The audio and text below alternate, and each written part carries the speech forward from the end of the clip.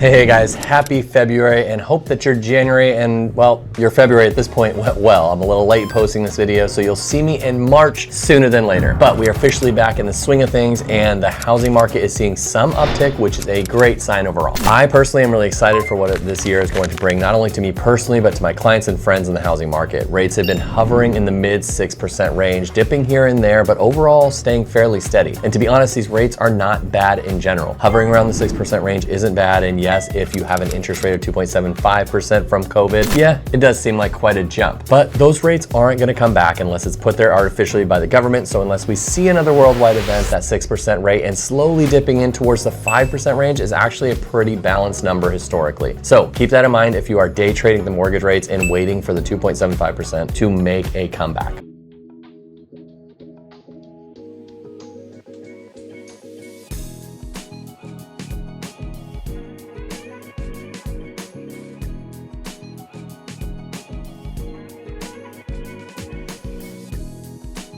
And for those of you that don't know me already, my name is Joe Skipper, and I'm the owner of Skipper Realty Group, brokered by eXp Realty here in Oregon, and I provide my clients, family, friends, and anyone else that wants to listen with the latest advice, trends, and tips and tricks to get you into a home that you want, or to sell and maximize the investment of the home that you're in. So if you like that sort of thing, like and subscribe to my page. I put out this content regularly that provides the best insight I have into the market in order to help you make the smartest financial decision. And if you're one of those people that have been on the fence about buying or selling, and you've been paying attention to my social media and or my YouTube page, you've probably seen things calm down a bit since the summer.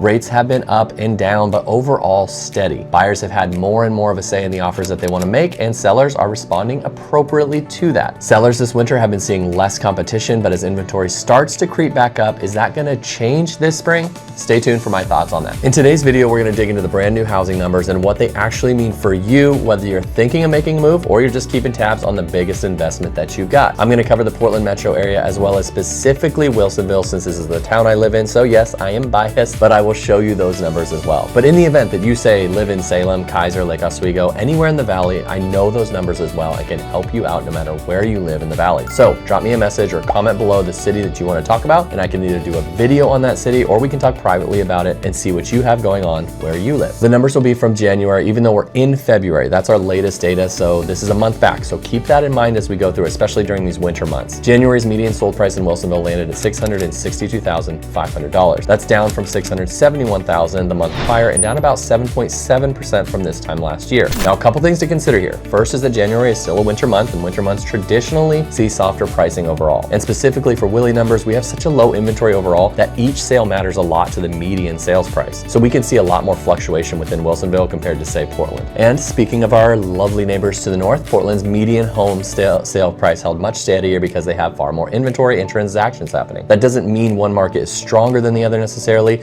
It just means that you have to look at the context of the numbers and not just the headline of those numbers. And this isn't a who's better video and who has more homes, but just to show you that pricing by itself doesn't tell you the full picture. You have to look at it and take a deeper dive into the market in your area to see if the numbers are something to be concerned with, or is this a normal thing? Or you can use an agent such as myself that knows this stuff and lives it, so that you don't have to dive deeper into the market to see what is actually going on. I can personally give you those numbers as well and my 2 cents on what it means. So again, if you want your city's numbers, give me a call or drop a comment and I'm going to reach out to you. But my personal opinion is that long-term real estate is still one of the most reliable investments out there. Are you flipping it quick? Well, maybe there is significant risk when looking at the numbers right now, but long-term, you're going to see a steady growth of equity in your home as you stay there. But in a market like this, a bad purchase can truly hurt you. So you must have someone or some people on your side that know what they're doing in order to get you the best deal possible. So say your brother's friend who sells a home a year, he may be cool to hang out with, but he's probably not going to be your best option for your most expensive investment in this time of the market. Because honestly, in COVID, your brother's friend probably did really well. But in markets like this, you probably don't see as many agents out there anymore, because to run a successful business, you can't just put a sign in a yard and pray about it. While those two things don't hurt,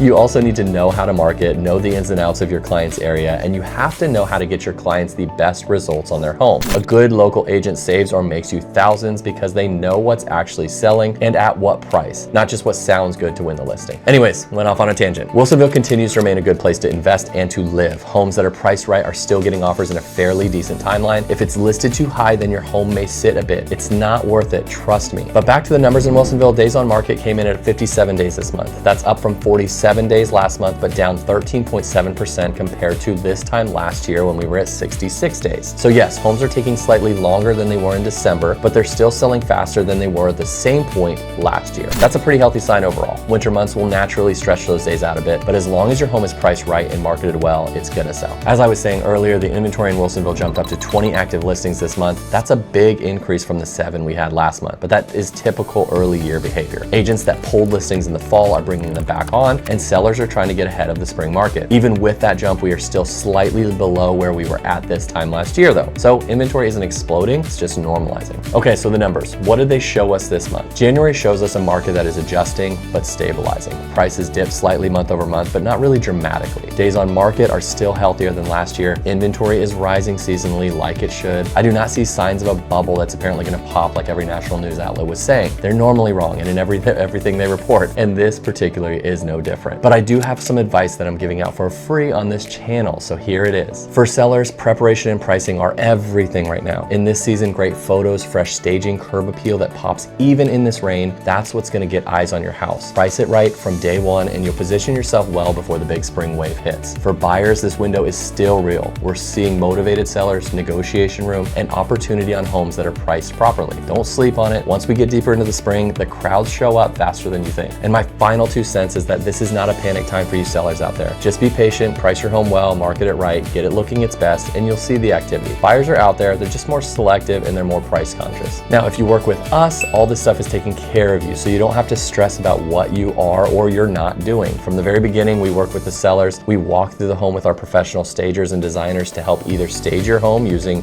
their stuff or use what's in your house to make it look good. We walk you through each step to help understand how this process is going to work from day one. We also include you in the process so you can feel like you are involved as much or as little as you really want to be. Now, I could go on, but honestly, if you want one of our buyers or seller guides for free, comment below your email address, or if you want to shoot me a text and give me a call, I can send that on to you. This is going to show you what it's like to be a buyer or a seller with Skipper Realty Group and what our company can provide you during that. And whether you're buying, selling, or just planning ahead, my team builds a custom strategy around your exact goals. Reach out to us and we can go over your goals for 2026. And if you got any value out of this, hit that like button, subscribe, and turn on notifications so that you never miss an update from me. Thanks for watching, and I'll see you in the next one.